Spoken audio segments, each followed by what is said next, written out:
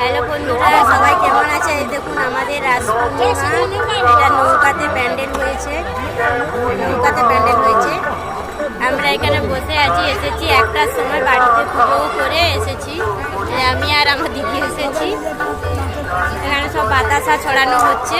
আর এত রোদ্রু, আমরা এখনো মন্দিরে ঢুকিনি। মাখা নিয়ে আসেনি আমার ভাই, পা ধুয়ে একবারে মাখা নিয়ে এলে আমরা মন্দিরে একবারে ঢুকবো, তখন ঠাকুর দেখাবো আপনাদের। দেখুন